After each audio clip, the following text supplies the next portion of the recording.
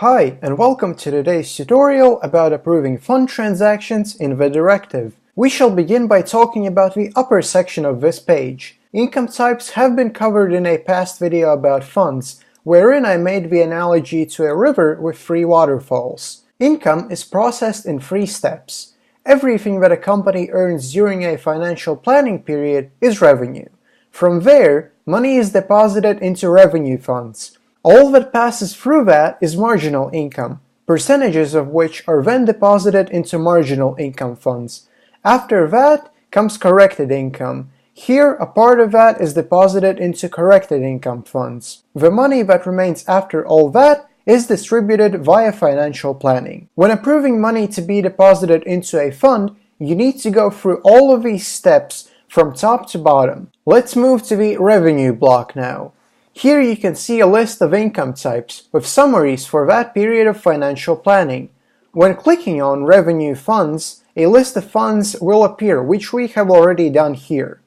On this demonstration account, we have just 3 funds of this type, but in a real company, of course there could be far more of them. In the Calculated column, we can see how much money has been calculated and is awaiting approval to be deposited into the fund. As you might recall, in an earlier tutorial we covered how to set up which income types and how many percent of that type should be deducted and added to a fund. You can view and/or edit a fund by clicking on it.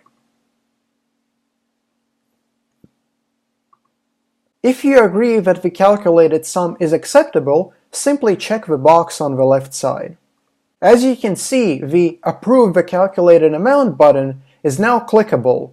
It also displays the number of funds that have currently been selected, since a real company might have so many of them that they cannot be displayed on one page. After you click the button, the sum previously displayed in the Calculated column will appear in the Approved column. The amount of available money in the fund has also changed, but the transfer has only been approved and not actually made. It will only be made when the current financial planning period will have been closed.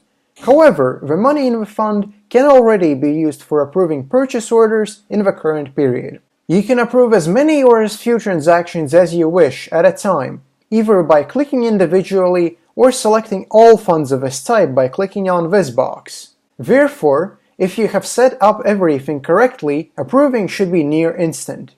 If you do not wish to approve the calculated sum, you can click on the calculator icon right here to open a form which shows more approving options and separates income types. Displayed here are all the income types which we set up while creating this fund, and for each we can now see how much revenue has been received and how much of that is available. Let's take a look at the first line.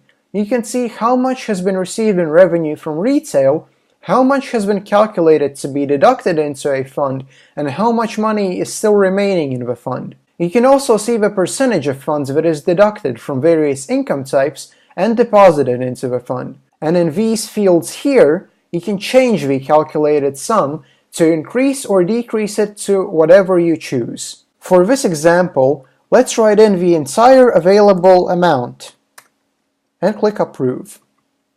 The changes have been made and the calculated amount is now different than the approved one. A calculator icon is available for every fund, but if you do not see one, that means the fund has no income type set up to be deposited into it. Therefore, you can control how much money is approved to go into a fund depending on how much is actually needed. However, you cannot approve a sum that is larger than the amount of revenue you have received. Let's move on to the next block, Marginal Income, and click on the first fund. The income received from retail shows up as 0, as of course, in the previous step we already spent it all. If we attempt to approve even more, we will have a minus sign for how much is available from this income type in the Corrected Income block. So let's approve 10 more. And now let's click on the Corrected Income fund to see the result. This is not yet a problem, since we still have not exceeded the total revenue. Let's take a look at what happens if we do exceed it, by approving even more.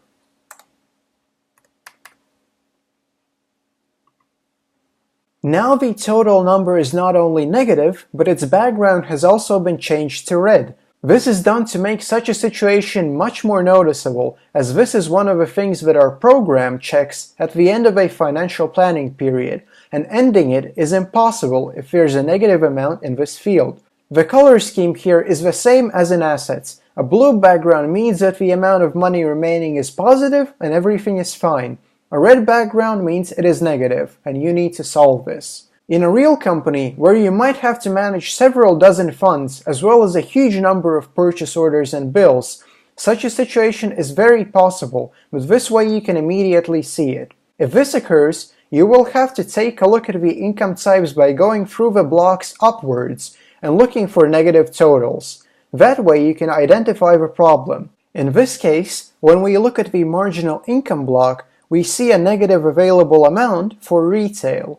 This means that we have approved too much in the above block, revenue. For the last time today, let's open up the calculator. The available sum has gone negative.